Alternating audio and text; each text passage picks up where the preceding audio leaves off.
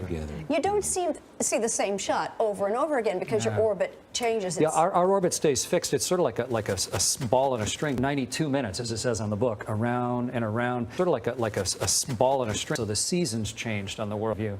It was not just the narcissism, but the rest of the world, and that was really revealing to me. Can you see, when you're in outer space, can you see like Camera does, so you can pick out the Statue of Liberty if it's lit up and out how there. many thousands of feet, tens of thousands of feet are you? We're about 1.3 million feet. 92 minutes, as it says on the book, around and around. 1.3 million, thank you. About whatever, 270 miles up or something like that, depends. Yes. the America section. What the world looks like from the air, and we crossed it thousands of times. It's 92 minutes. That could give us just 92 minutes of what it looks like and what you could see from your eye. We have 92 minutes, as it says on the book, around and around the Amazon also. Would it be possible to, do we have a camera? It's 92 minutes.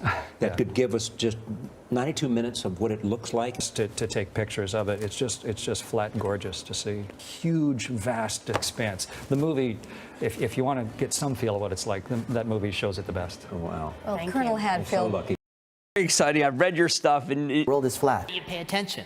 At the same time, there are studies from 50, 60, 70 years ago that were hidden jewels that all of a sudden now are popping up. The world is flat, right? At the same time, there are studies from 50, 60, 70 years ago that were hidden jewels that all of a sudden now are popping up and literally transforming what we're doing. Years because the world is flat. We were because the world is flat. Experiments that had, quote, been buried. I think that's a great place to start. This is one of the coolest studies I've ever heard of. It was in the 1950s. This woman named Rhonda Ruth Lunsford published her only paper in science, and she was actually kicked out. She took an old rat and a young rat, and she tied their skin together. And after about a day, their blood supplies joined, and then 3-4 weeks later, she looked. That old rat, the gray hairs turned brown, the heart was bigger, and there were more muscles. She claimed she reversed aging. Well, they called her Dracula and Frankenstein and pushed her out of science. Well, earlier last year, 3 separate labs, one at Harvard, one at Stanford, and one at University of California, San Francisco, repeated Wanda's experiment, and it worked. And what they showed is that when you and I turn 25, our stem cells go to sleep. And there are proteins that can turn those stem cells back on. Because the world is flat. So you can envision in one day, not too far away, if you're elderly and you break your leg, we will give you a shot of these proteins to accelerate healing, because we've all seen how young kids heal. If you're older and there's neurocognitive decline, there's Alzheimer's, we'll give you a shot of these, proteins so new neurons can form and get over the damage that these diseases cause.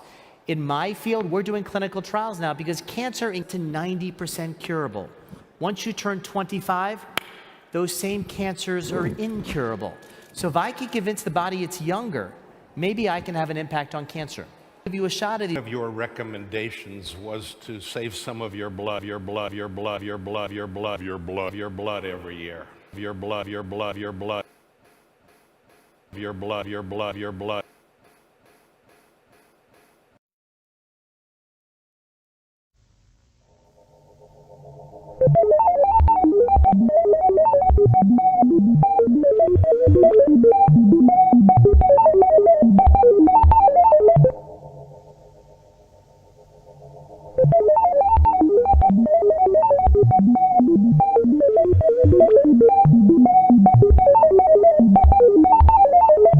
Years because the world is flat. I guess you're very exciting. I've read your stuff, and Great to be here. yeah, we're just huge fans. My family's huge fans of your Technologies and new ways of thinking. do that right now. All And I'm right. going to use It's real food. I mean, that's the key. And their employees, and what that does is insulin's always up. Somebody, and the world is flat, right? The world. important or not, because there's a whole generation that thinks that GMOs What it is. At the same time, somebody has to do it right. One thing, you change a lot of things. You know, we're seeing it now with Zika virus, right? right. The first of many viruses over the years because the world is flat. Patient rather than gathering data. So the fits of the business world matter. You're a pain in the butt, et cetera, but they're going to be a source of data. And the people who learn to monetize the data will be the big winners. Let's go back to less ethereal world. If you're going to gauge yourself, we think that Fitbit's real. We are in the quantified self world, and the notion of going to your doctor and he or she check your blood pressure, they check your blood test, and others, and they have seen what we're doing. I've sent it around. Bayer with the your thoughts on or plenty of names. The numbers have it's like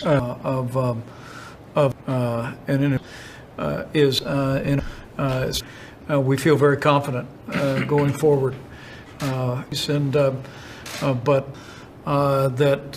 they were literally the number three who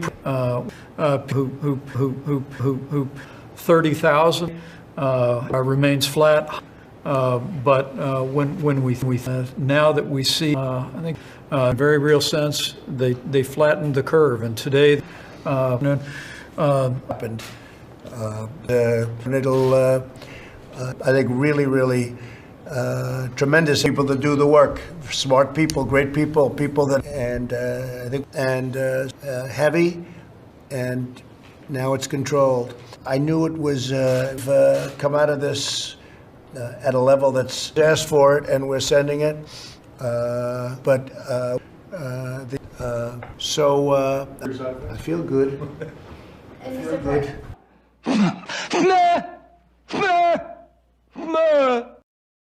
Okay, so if you're cringing at the prospect of me doing a rap, then don't worry, because I've died 1,000 deaths already inside, so I ain't embarrassed about anything. One take, no edits, let's just do this. Yeah. Love truth, hate lies, show proof, open your eyes, no spoof, let me advise, stone roof, look at the skies, no goof, let me define. The flat earth is the truth, no surprise, realise because there ain't no curvature. Check the map, do the math, here's a graph, see the gap, it's a hack, if you laugh then you lack facts, it's flat and that's because there ain't no curvature. It's a ship out of sight, on the edge, get a grip of your vid, take a clip, zoom in tight, bring it back, it's alright, and that's because there ain't no curvature. Coriolis effect is a bogus defect, if the earth was a jet then we get wet, upset, and that's because there ain't no curvature. Take the moon and the stars, it's a farce if the stars track the moon, how bizarre, but they do too. Mars, and that's because there ain't no curvature. Here's a pic, earth strip, they admit, composite, it's a fake, take the mic, all the hate, take it back.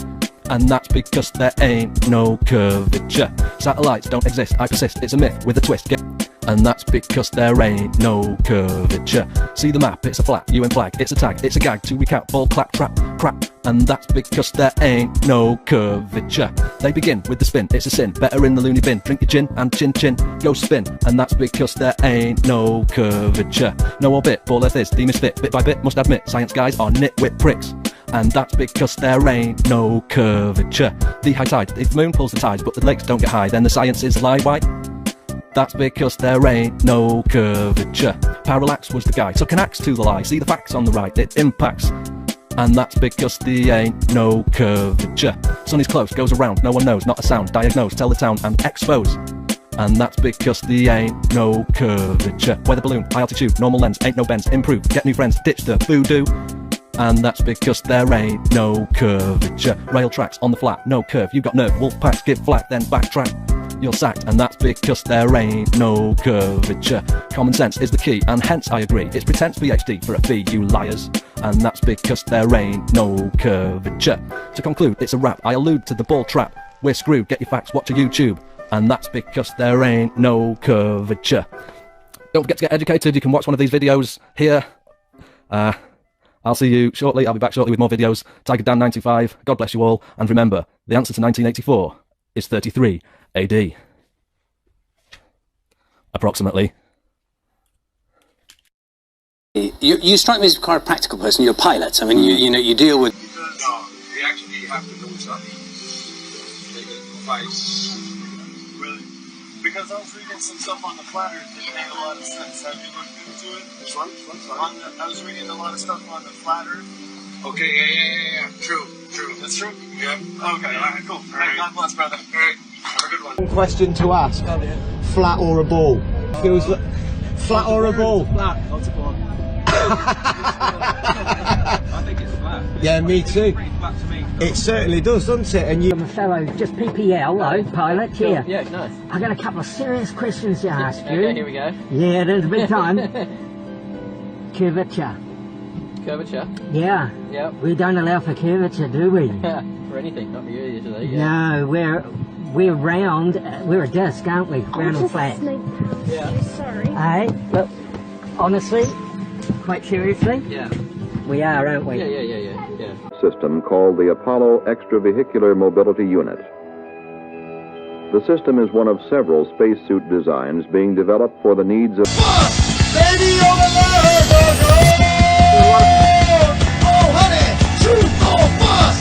Baby come on with me, truth or bust. Baby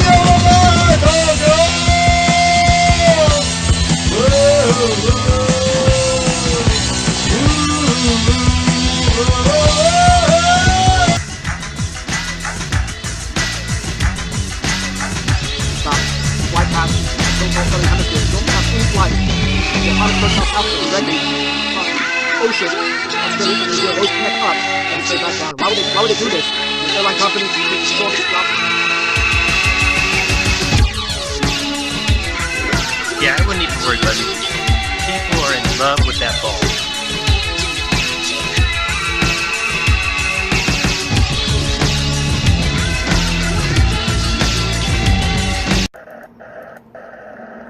My new national strategy space recognized.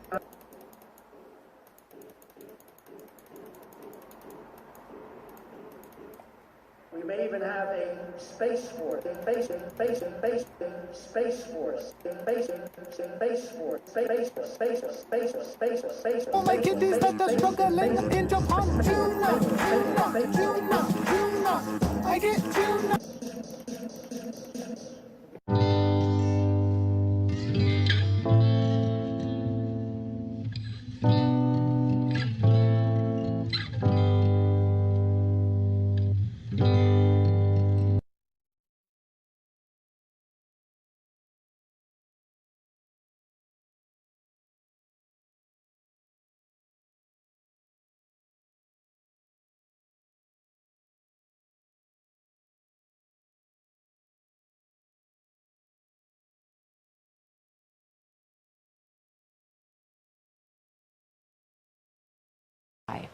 Astronaut Scott Kelly.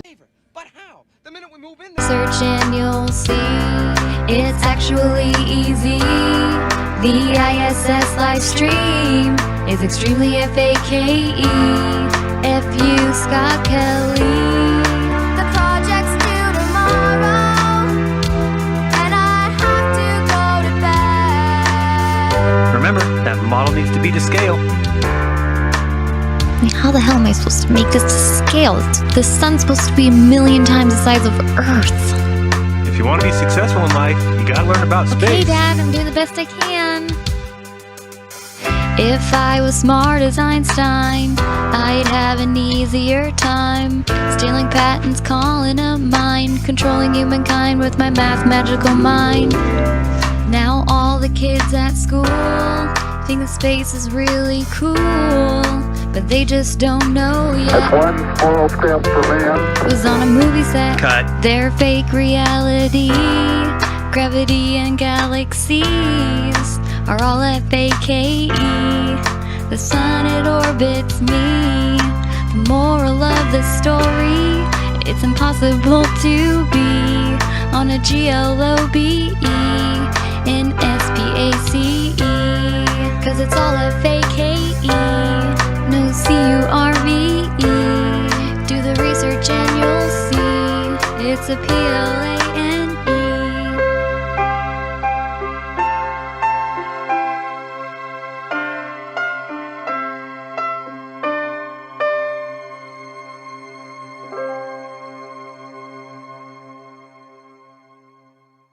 So as far as I'm concerned, I've had enough of science. You talk about the mirror exercise. Yeah. My name is Alan Alda, and I've got a secret.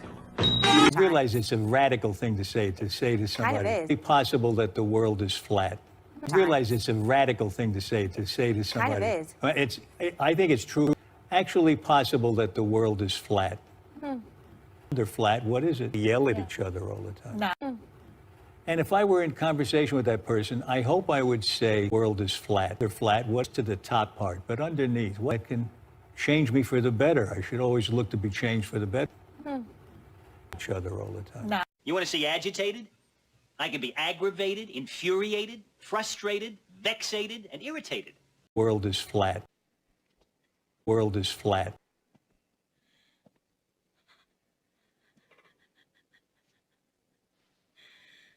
World is flat. Didn't mean for her to kill it. I just wanted it to be quiet. World is flat.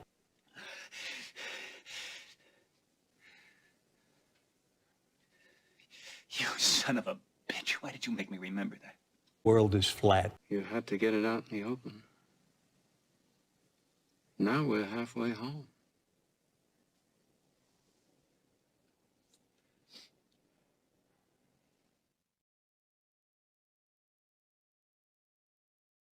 World is flat. World is flat. Full flatter. World is flat. Flattered. World is flat. So flat. World is flat. Mr. Chief Justice, and may it please the court. In 1972, the world is flat. And what then is the nature of government? When it has no fear of accountability. World is flat. Flattered. So flat. Full flatter. World is flat. Yeah. Interesting. So empirically, I agree. World is flat. With that. Yeah, that's your experience. Yeah, oh, definitely, definitely. Yeah. And full flatter, full flatter. Now, in this, do you know about the mirror exercise? I read about it, so okay, so I'll explain to those who don't know. The mirror exercise is very basic. There'd be a lag, because there's no lag with the world is flat. So I think people should study it. But it's one thing that I think I've noticed. That's a great hint. Do you hear that? It's something that needs to be studied. World is flat. Don't hear much. No. What's wrong with you? Yeah, right. Full flatter. World is flat. So flat. The organization of human life, its systems of communication and systems of control are extended more and more and more in just the same way, for example, that by assimilating the minerals out of the soil and the rays out of the sunlight, a plant like a fern grows and grows and grows and extends its form. And in this way, its organization prevails. Now then, you see, if you take this task of what we call the conquest of nature, the task of making order victorious over chaos or randomness, if you take this seriously, you will look upon it as warfare. And you will firmly believe that the most urgent thing that there possibly can be is to make order prevail over randomness, to make good prevail over evil, to make life prevail over death. And we find that when we are in a contest of this kind, a serious warfare game of this kind, and we take it seriously, we are involved in it in a very deep and bitter sense. Now, the difference of Buddhism from science as a form of knowledge is that in Buddhism, it would be said that this view of things, this view of the task of life as making order triumph over disorder, leaves something out. You remember right at the beginning, I made some importance of a Sanskrit word which is fundamental in Buddhism, avidya. Avidya, which meant means non, vidya, knowing. Non-knowing or ignorance, or better, ignorance. Ignorance, in other words, leaving something out of account. And I want to use a familiar illustration to show in what way we ignore. You see here a figure which is apparently, as you look at it, two faces in profile about to kiss each other. Now, if we draw back a little from those two faces, we can see on the white area in between them the form of a cup.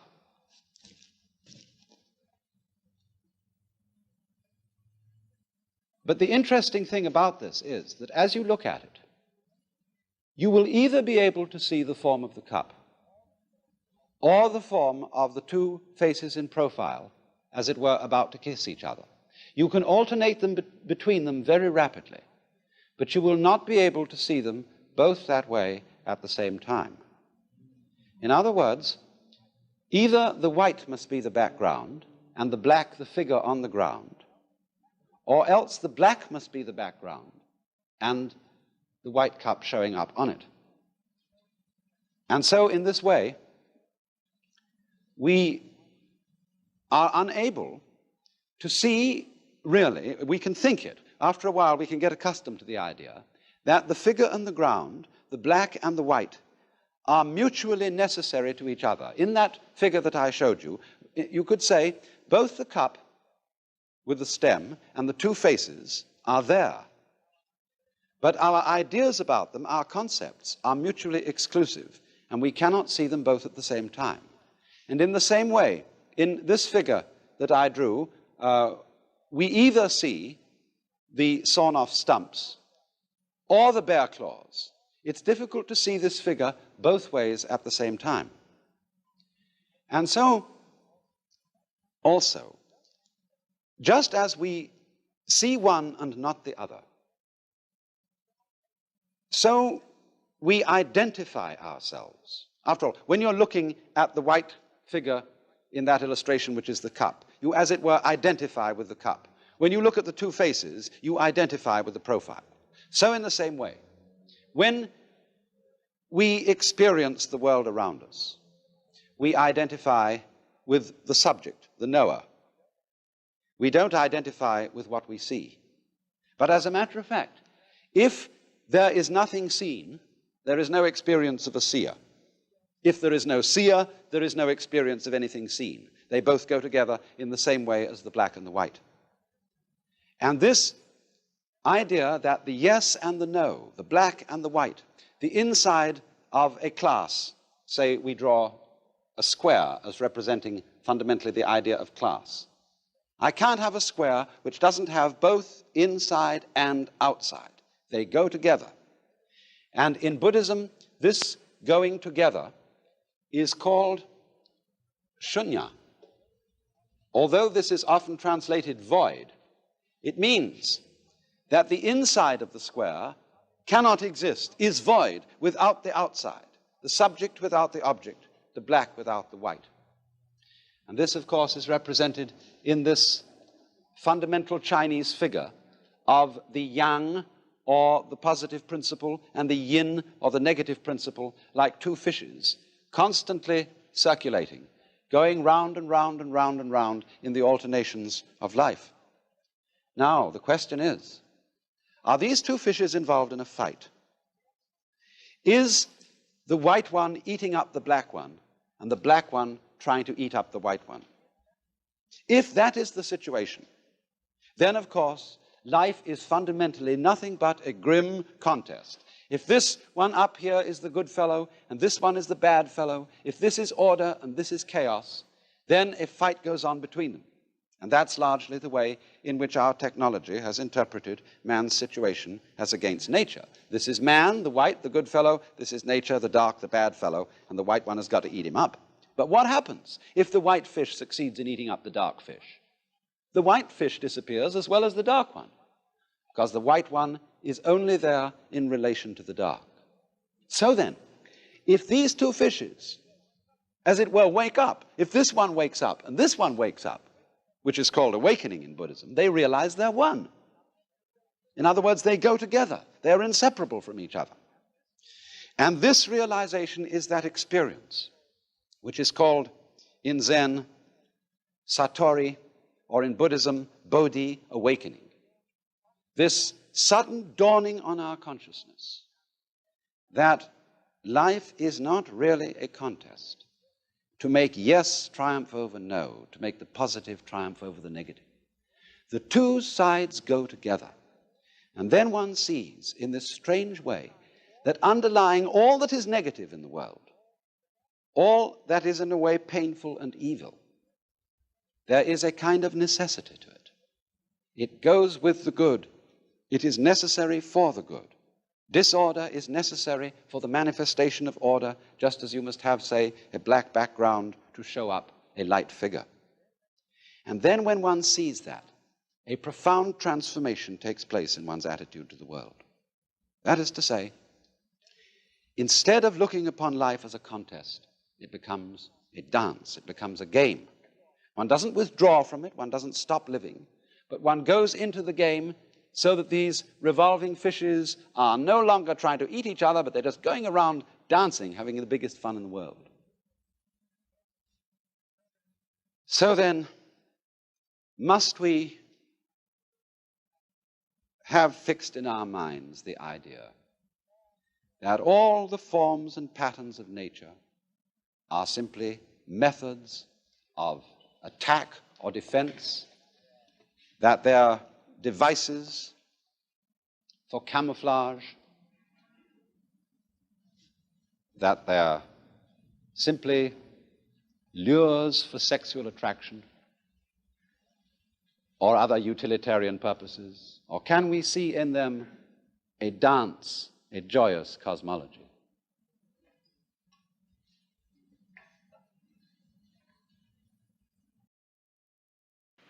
People who believe that the earth is flat cannot possibly be talked into seeing that it's round because they know it's flat. Because can't you see? So what you do is this. You say, let's go and look over the edge. Wouldn't that be fun?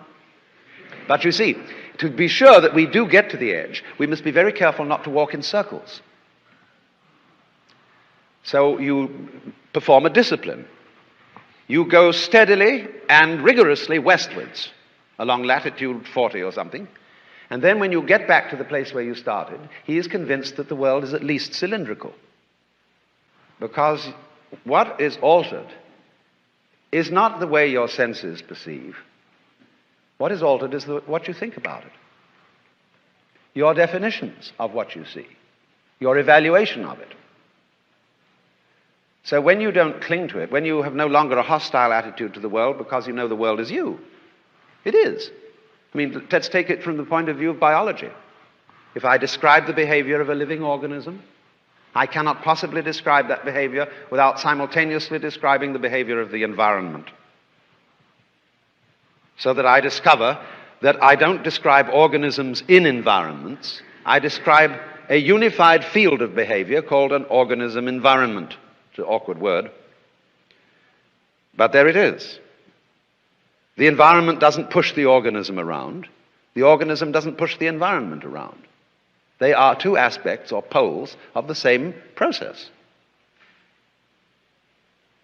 And so you have to understand that this attitude towards nature, seeing the fundamental unity of the self which manifests it all, is not an attitude, as missionaries are apt to suppose, which denies the value of differentiation. You must understand the principle of what are called identical differences.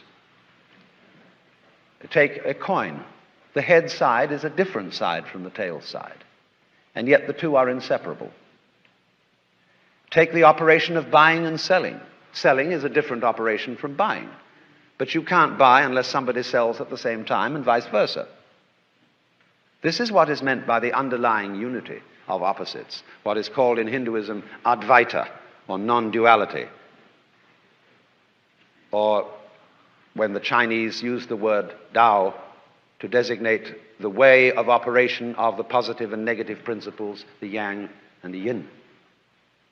It is not a unity that annihilates differences, but a unity which is manifested by the very differentiations that we perceive. Just as it's all polar. It's like the two poles of a magnet. Different, but yet one magnet. Great points. No. No, Eddie. Big UFC this weekend, you are brother. the ambassador of the Flat Earth Society. We are on the record for the videotape deposition of Alex Jones. The planet. And you will be there with GPS. No. I'm not going to be there.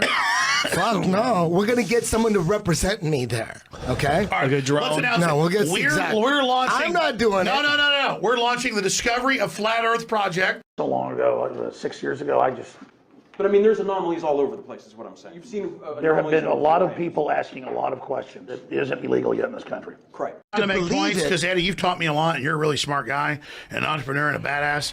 So I think it's healthy to be where you're at, questioning everything versus buying everything. All I'm telling you is the stuff we have now 100 years ago would be considered magic. And we humans can go way beyond Yes, I that. agree with that. Fucking iPhones, are you Dude, kidding I me? know people that I was there when they iPhones were are the dying at best. the hospital. And That I'm has like, nothing to do they were with like top space, NASA though. scientists on the main line in the videos running NASA. And I'm like, were we there? Yes, I ran the RCA cameras. Definition of staged. I don't care what staged means. I'm asking, did you I don't say have it in front of me, but I mean, I did say that I saw a lot of anomalies that how do we know more weren't arriving later and that there's other porta potties being delivered? I'm not saying that's what happened. You just show me one still off something and tell me tell me to answer questions. They dolled him up, but we wouldn't have done that. I freaking know what happened. That makes At noon, is like 10 chest x-rays, right? Yeah, You know what airline flying is pilots are all terrible fried. for you. Notice all the I thought it was only one. Notice how it's more. Notice how the God. international flights are all now at night. Why is that? Because there's freaking no radiation, dude. Because you go to sleep, it's a red eye. No. Solar radiation. Yes. Yeah, and now that we have a U.S. Navy missile instructor and many other experts confirming that the Earth is a flat and motionless plane, You're being my mind is totally sarcastic. That's a prank call. That's an ad hominem thing where there's seminar calls on that where you call in and then you say, oh, you're so accurate, and then they add something like the Earth's flat. It's a standard tactic. It's like when Al Gore's before Congress and they say, the truth is the Earth's been cooling for a few years. And he goes, yes, and you think no one went to the moon. And I'll be on national shows. They'll go, no one went to the moon, right, Alex? And I'm like, no, we went to the moon. They just put out some bad PR photos because the radiation damaged the film. They doctored them. And they didn't admit it to people. Let's go to... I don't believe the Earth is flat, but if the mainstream media started saying it was round, I might question them. I mean, that's how deceptive these people are, that you really can't believe anything they say. They taint, they twist, they spin.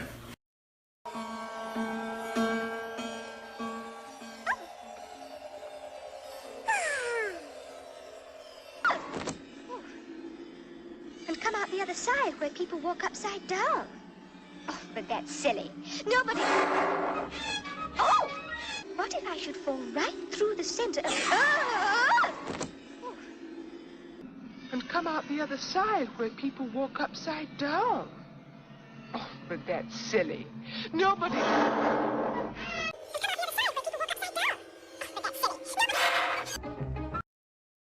This is a call for an uprising. Welcome to today's show. As most of you know, John McCain passed away last week, and it was a who's who of politicians and celebrities who showed up at his funeral to pay respects, from Henry Kissinger to Barack Obama to George Bush. This is a video that you all must watch and share, because you're going to get a good laugh at this. Now, we all know how these bloodlines work. All of these people are connected through bloodlines. All these politicians are related to one another. And I don't want to hear, it's a 10th cousin. That's not, you and so are technically related. That's what the common sheep will say. They'll say, you're 55th, 1000th cousin of, Jeffrey Dahmer or someone like that, or even Barack Obama. Okay, these people are all connected, and it's not by coincidence, because bloodlines do rule. They've given the illusion that we live in a republic. But listen to this clip and watch how Barry Obama can't even keep a straight face when he says this about America. Part of what makes our country great is that our membership is based not on our bloodline, not on what we look like, what our last names are. It's not based on where our parents or grandparents came from or how recently they arrived, but on adherence to a common creed, that all of us are created equal. That part part of what makes our country great is that our membership is based not on our bloodline. I mean, you can't make this stuff up, right? He says we're not connected by bloodlines. Well, you guys are connected by bloodlines. That's why you got a little smirk on your face, right? But see, the common person out there doesn't realize that these people are all related and connected and in control of everything through their bloodlines. Now, what's funny about it is let's just take a look at John McCain's bloodline, and you tell me if John McCain or even Barry are connected in any way. You go right up to the top of his bloodline. He's the his 21st great grandfather was King Edward I. Well, what a coincidence. Barry Obama's 23rd great grandfather was King Edward I. Boy, so that would make them pretty close in relation. And you can go down through Barry's and see, from James Madison to Lyndon B. Johnson, to some of these people, to other presidents, to Hollywood celebrities, to Warren Buffett, being related to Harry S. Truman, being related to J.P. Morgan. And it doesn't matter if it's seventh cousin 4 times removed, because guess what? I'm not a seventh cousin 100th time removed from any of these people, and neither are you, the listener of this channel. Just because they're not direct brothers and stuff like this. I mean, who has any of this lineage really in their family? Now, you might be able to go back and find somebody who was in a war, or maybe you are related to somebody somewhere, of course, right? When you go through all this stuff, and people love going through the people's family trees, but it's not a coincidence when you go down the who's on these lists. And as we're going through Barry Obama's, you see the actor Robert Duvall, then you see Jimmy Carter, right? Brad Pitt, Dick Cheney. This is related to Obama. Sarah Palin, George W. Bush, 10th cousin, 1 time removed. Gerald Ford, John Glenn, the astronaut, or the supposed astronaut, I should say. The actor is more like it. Okay, so George W. Bush. So we have George H.W., 10th cousin. Then you get George W. as his 11th cousin. He's related to Jeb Bush, related to George Washington, Eli Whitney. These are people who you hear about in school. I mean, these are presidents. Right, but remember, it's not connected through a bloodline. So take a look at John McCain's. This is even funnier. I already mentioned King Edward I. He's also the 22nd great. His 22nd great grandfather is King Henry III as well. And as you scroll down through he's related to some pretty interesting people, including someone in the front row, Laura Bush, the 6th cousin. His 6th cousin. You don't hear about that John McCain and Laura Bush are 6th cousins. Because then people would start going, boy, a lot of these people seem related to one another. We got presidents who are related to other presidents. We have presidents who are related to one another running against each other. You think it might come out, right? That Obama's running against George Bush. Or I don't think they ran directly against each other. But when Obama, took over for George Bush, nobody was like, wow, it's his 10th cousin. It's his 10th cousin. You don't hear that kind of stuff. Why? Because then people get suspicious. He's related to Thomas Jefferson, his 8th cousin, 5 times removed. King Henry VIII. Hetty Green. If you're not familiar with Hetty Green, she was known as the Witch of Wall Street. Right? You know why? Because she inherited money at a certain time and then invested money in war bonds. At the time of her death in 1916, think about this, 1916, 102 years ago, her net worth was between $100 and $200 million. Is it a coincidence that she's known as the Witch of Wall Street? It must be, right? But wait, there's more. Charles Darwin, Mr. Theory of Evolution, happens to be related to Mr. McCain, 9th cousin. Princess Diana, Prince William, and Prince Harry, all related. 10th cousin, 2 times removed, Princess Diana. General Robert E. Lee, President George Washington, William Henry Harrison, the 9th U.S. president. And then you get interesting ones, like Sir Winston Churchill. But this one's funniest of most, probably. Reverend George Burroughs, who was executed during the Salem witch trials It's believed that he murdered his multiple wives that he had, right? But of course, that's just a witch hunt, right? That's what they say. Well, they can't really prove that he did that. And, he was wrongfully killed.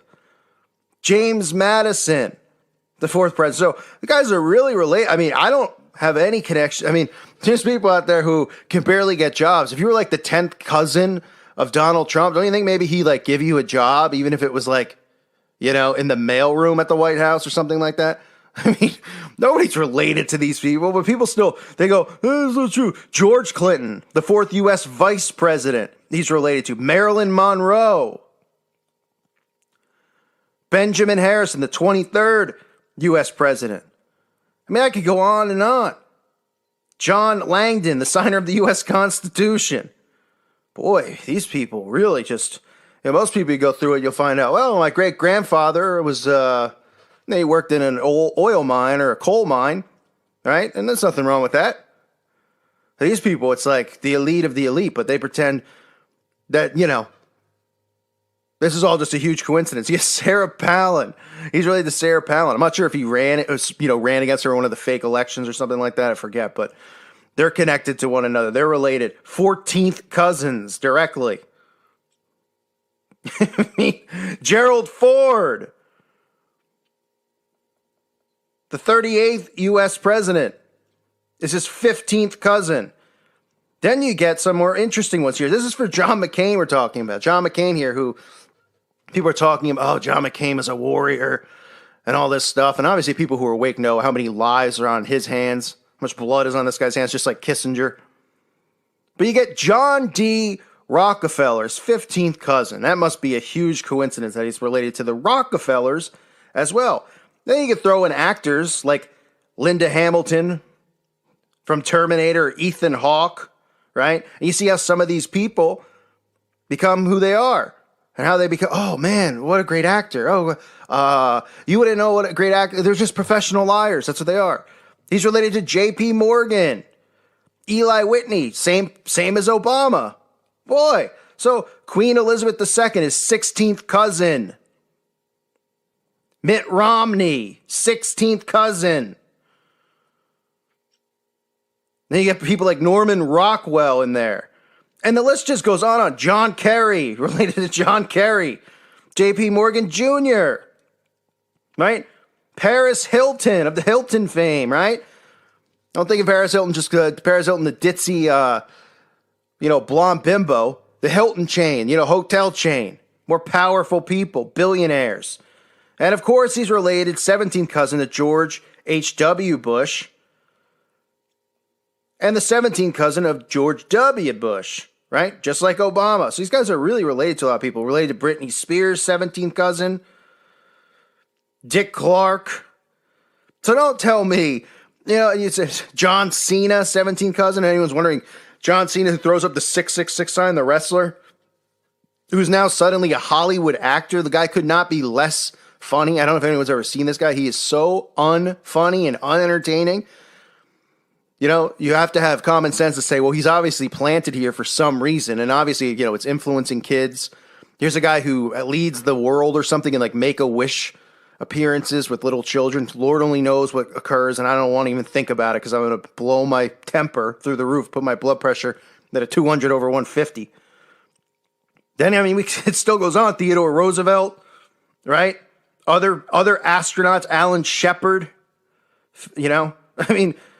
Lucille Ball, related to Walt Disney, 18th cousin, Walt Disney, high-ranking Freemason, amongst other things, working hand-in-hand with the FBI and the CIA and the things that go on at Disney with MK Ultra. And then you just get people like Chevy Chase and Sigourney Weaver and Christopher Reeve, right? You get a bunch of actors, Kerry Russell, and you say, oh, wow, Anderson Cooper is his 18th cousin. This is all a show, and that's why you see Anderson Cooper, right? He'll say stuff on TV, when John McCain's publicly running or doing something because it's supposed to be a liberal channel taking shots at John McCain, and then he dies, and then, he's such a hero, and we all should remember him as a hero, because it's all a show. That's all it is. It's a bunch of these people who are all part of these bloodlines related to one another, putting on a show, a circus, a charade, at the expense of the American people, and at the expense of the world. This is done worldwide, but specifically here in America because the illusion of a republic exists. And that's what's so funny about it. And that's why even Barry Obama can't keep a straight face when he's talking about this stuff. Because he's going, boy, I mean, these people really still buy this, that their vote counts. And it's never been at a higher extreme where these people buy this stuff, right? Because they've got the left right has never been more at each other's throats, which is, you know, obviously part of divide and conquer, which is part of their plan. That's how it works. With problem, reaction, solution, divide and conquer. And they'll come in and they'll take control and give everyone what they want. And it'll be world peace and love wins and all this other nonsense. Right? And the list continues to go on with Obama and with McCain. And you can go through theirs. You can go through all these people. Just look them up and see who they're related to. And you'll just, you know, Jimmy Carter, another one of his cousins. You know, then you get like low-life actors, Ed Helms, like the 20th cousin. Right? And I get it. People, I get somewhat of skepticism because somebody's like, well, I have a second cousin and a third cousin, but like, I don't know who my 20th cousin is. Well, I guarantee your 20th cousin, you know, isn't Donald Trump or Barack Obama, okay? Because you probably would know because you would be inside of these bloodlines. They keep these things intact, right? The people who are related to these people know that they're related. How do you think they get their backs scratched and get pushed into the limelight? So, again, I just wanted to do a video, and I thought it was hilarious when he said it. Because, I mean, remember, the truth is always right in front of our faces, right? The truth is always right in front of us. They're always showing us the truth. They're always saying it, but people don't take it literally. They go, well, yeah, right, it's not run on bloodlines or anything like that, because it's a republic, because we vote all these people in. Oh, right, we pretend to vote, they pretend our vote counts, but every candidate who's running against each other is related to one another. Boy, you know, somebody like me couldn't run for president. How could I run? You need like millions of dollars to get on the panel or whatever in each state, right? So you have to have hundreds of millions of dollars anyway to run, let alone the fact that if somebody did try to run, the biggest slander campaigns imaginable would be blasted all over TV. They'd probably call me a pedo. They'll call me a murderer. They'll say I'm a woman abuser. They'll say I'm a drug addict. They'll say I'm a crazy. They'll make crazy stories up. They'll say that I probably was instituted. I mean, they can say whatever they want. Right? And if that doesn't work and people still listen, then you get 2 bullets in the back of your head. But I mean, they don't even have to put 2 bullets in the back of your head because they'll just put you out there and they'll go, fine, run. But you're not winning because the votes don't count. And people wouldn't be shocked if someone like me didn't win because they go, yeah, but all those stories about him and all the things he did. I mean, they'll just run slander campaign after slander. That's how it works. Right? All part of the show, folks. These people are all related. It's hilarious. It gets funnier by the day. Even they can't keep a straight face anymore. I thank you for listening to today's show. God bless all of you and your families. To study. Let's start with Christopher Columbus. What do you know about him? Oh, we get out of school on his birthday. This will be a little tougher than I thought. Picture this. Spain, 1492. We're in the courtyard of Queen Isabella.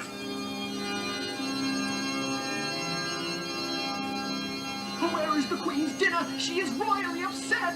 It's coming, it's coming. Here, Queen Isabella. The chef was out of your favorite, chicken a la Queen, so I brought you stew instead. Well? Yuck! This needs spices. Major spices. But your highness, the spices are in the East Indies. It'll take an explorer years. Then find an explorer to find a shortcut. And risk falling off the edge of the earth? Wait, I know of such an idiot. Who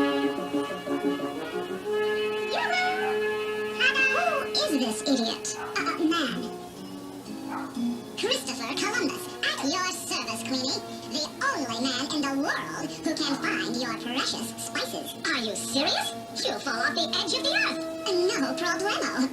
See, I have this theory. The world isn't flat. It's round. Round? What's so funny? Nothing. Really? How soon can you go? No memento, Queenie. I said I could get your spices. I didn't say I would. What's in it for me? My eternal thanks? Please. Gold sovereigns? I guess the Queen likes her stew without spices. Wait! You can name the new land after yourself. and children for all time will get out of school on your birthday. You've got yourself a deal. And so, Christopher Columbus set sail for the New World. He chose 3 of the Queen's best ships, the Nina, the Pinta, and the Titanic. Alvin, Columbus didn't sail the Titanic. All right. The Nina, the Pinta, and the Santa Maria. Brave Columbus led his crew. Captain, I beg you, turn back. If we go any farther, we'll fall off the edge of the earth. Don't be silly. Haven't you heard my theory? The Earth is round. Captain, come quick. What is it? The East Indies? A new world? No, sir. Danger. Straight ahead. It's the edge of the earth. We're gonna fall off. Alvin and the Chipmunks will return after these messages. We now return to Alvin and the Chipmunks. But it was no use. Over they went. Alvin, Closio, into the drink. Splashville, Alvin! Columbus did not fall off the edge of the earth. He proved it was round and discovered the new world. I know, but I was losing Theodore. I had to spice it up. Jed, spice it up. Let me tell him what happened. You better put on your anti-boring helmet, Theodore. Now then, where were we? Columbus just fell off the earth. Oh yes, no. He was sailing across the Atlantic Ocean when suddenly he discovered land ho!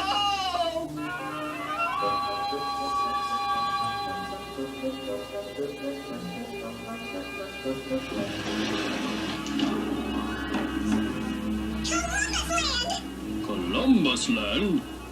This not Columbus Land. This home of the braves. Sorry, Chief. I've already had the Columbus Land t-shirts printed as gifts for all you Indians. Indians? Yeah, Indians.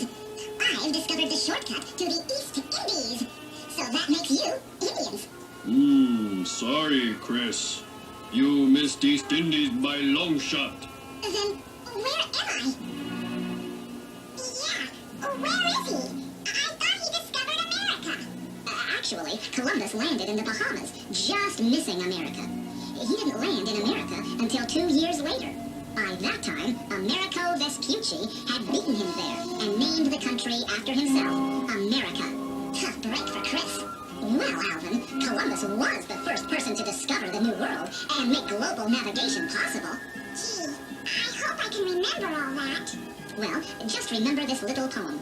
In 1492, Columbus sailed the ocean blue. What do you say we go on to the next lesson? The Pilgrims. What's a pilgrim?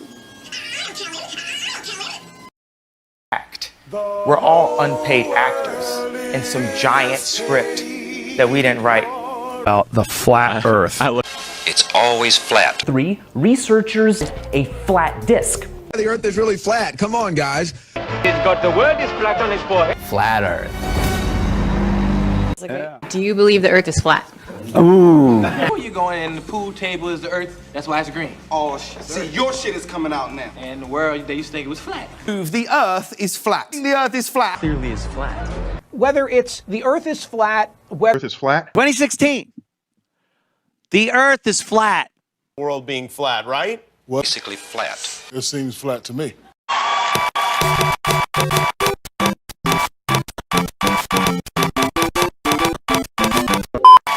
Neil, you suck. What does that mean?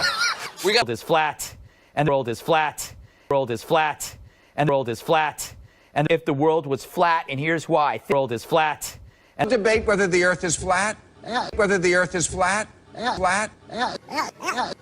Center of the universe, many of those same people believe the Earth is flat, like a tortilla. They're called flat earthers, and they have conventions and talks and... Firmly believes that the Earth is flat.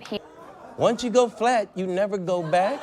Once you go flat, there's no going back. The plan of attack is stick to the facts. The whole thing will fall when we give up the ball and prove that the Earth isn't moving at all.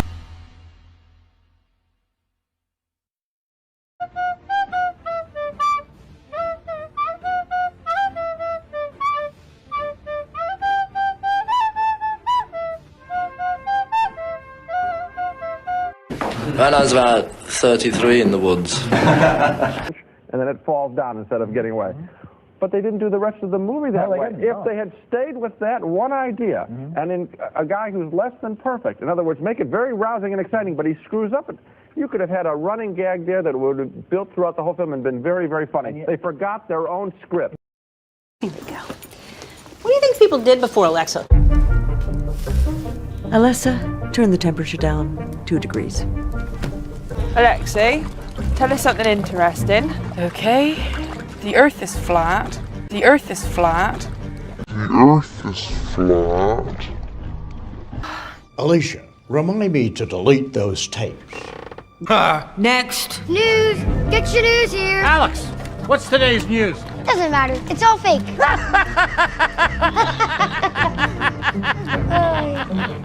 Al, play that song I like. Tell me a joke. Smartest kid in the class growing up, but I was the exact opposite, you know, looking out the window, daydreaming, and it wasn't until I was in college and I picked up the book, The Right Stuff, and it, you know, inspired me that I could do more if I could only be a better student. Did you end up meeting any of the guys who were profiled in The Right Stuff? Yeah, absolutely, over the years, yeah. Wow, did you tell them this is what inspired me to be an astronaut? No, I didn't. I told Tom Wolfe, though. I actually called. You told Tom Wolfe? I told Tom Wolfe. Yeah. Okay. So if there are other kids out there who might be a little ADD, who might be staring out the window, there's hope for them. If they just buckle down, they could stare down at their this socks. window too. Absolutely. Well, thanks so much for being here. Steve. Thanks for going. An amateur space explorer has been contacted by NASA after taking breathtaking footage of the Earth at a cost of just £500. Robert Harrison took this video using a digital camera mounted on a weather balloon. It reached heights of 35 kilometres or 22 miles above the Earth's surface. Mr. Harrison says NASA told him it would have cost them millions of pounds to capture the same images.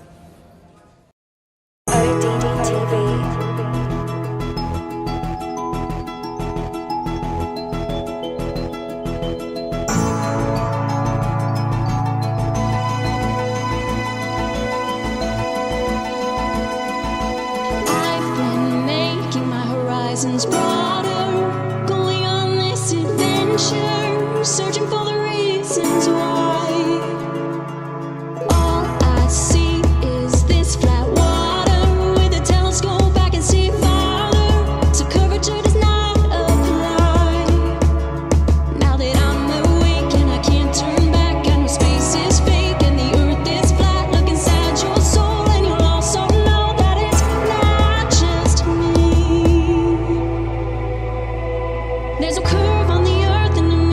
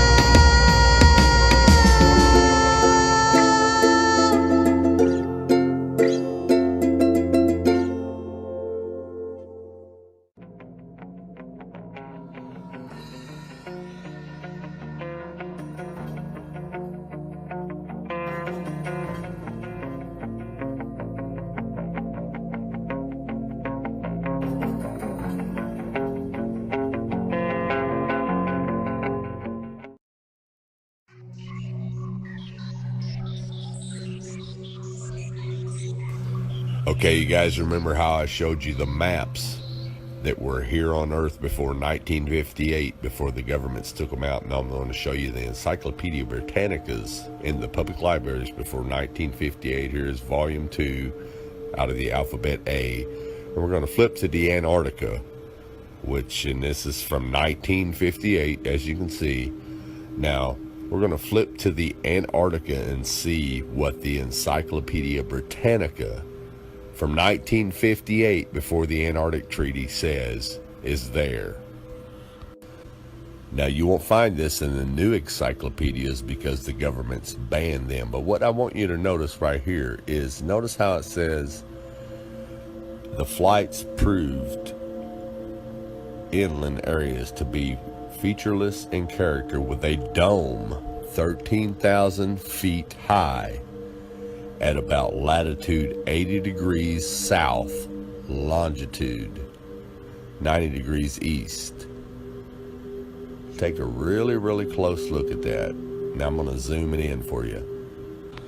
When they returned to New Zealand, these flights proved the inland areas to be featureless in character, with a dome 13,000 feet high at about latitude 80 degrees south, longitude 90 degrees east.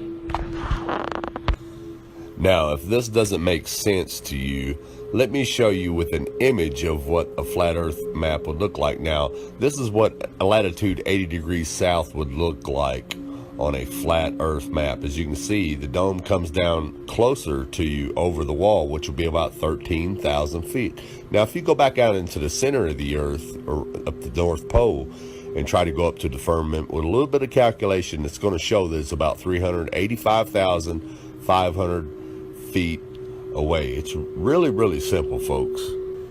Now, if you're not familiar with any of this at all, and you're just now new to all this, you could say, well, this guy is crazy, he doesn't know what he's talking about. But what you got to ask yourself is, why do all the maps before 1958 show a flat earth with the ice wall around it and a firmament, a dome? And why does the encyclopedia tell you that there's a dome there, and it gives you the exact height at a certain latitude and longitude?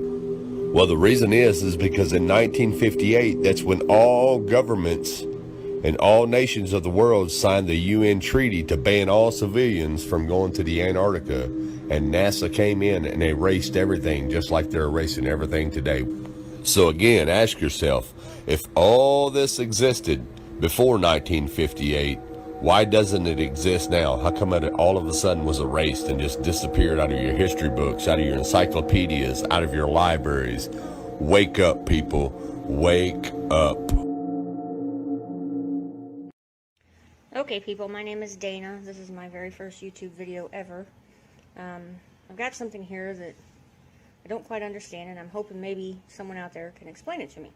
I've been doing a lot of research on the flat earth and the firmament, things like that. This is a set of encyclopedias I have. They're Encyclopedia Americana. This is volume 2. It's the A's. What we're going to do is look at what it says about Antarctica. These, just remember, this is a 1958 edition. Okay, this was before the Antarctic Treaty was signed. This was before the supposed Apollo missions. I want to show you something that it says in here about Antarctica. It basically talks about all the exploration. It says here, Antarctic regions, all the exploration. It has a few photos, not too many. This is the map created back then. I've read all of this. This is the part here that I have the question about. I am trying my best to get some light on here really good. Like I said, this is my first video. Don't criticize me too much. I have no idea what I'm doing. Let's see. Okay, I hope you can see this. They did flights, and it says, these flights prove the inland areas to be featureless in character, with a dome 13,000 feet high at about latitude 80 degrees south, longitude 90 degrees east. Okay, I have no idea what that means. There seems to be only one definition for the word dome. Anyway, if anybody has any idea what this means, can explain this to me, I would appreciate it. Okay, thanks.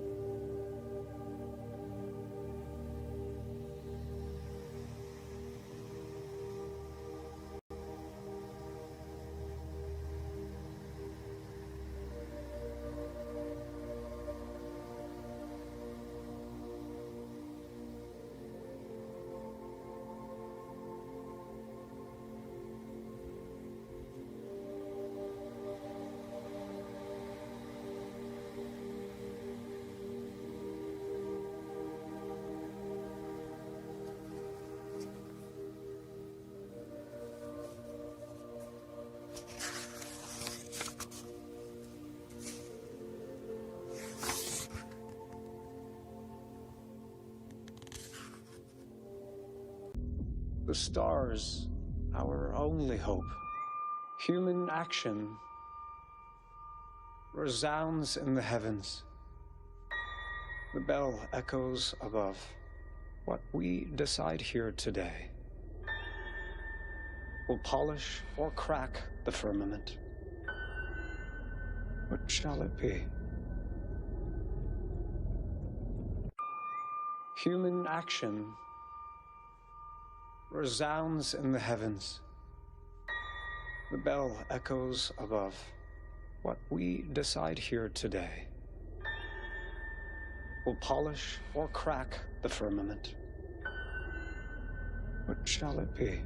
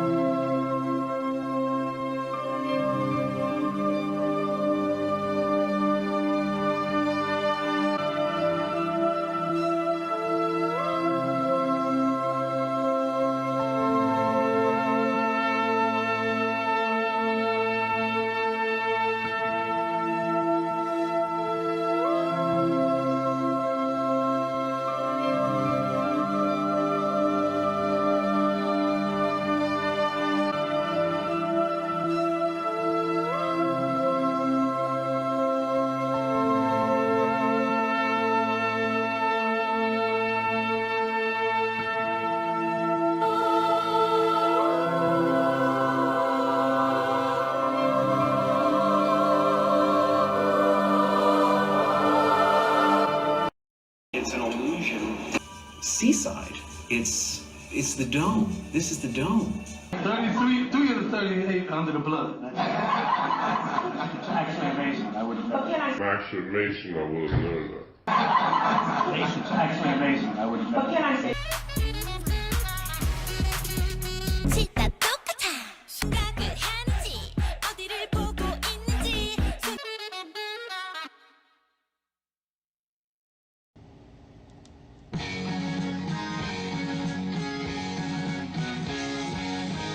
No. There is no measurable curvature. The Earth is flat. Thanks a lot.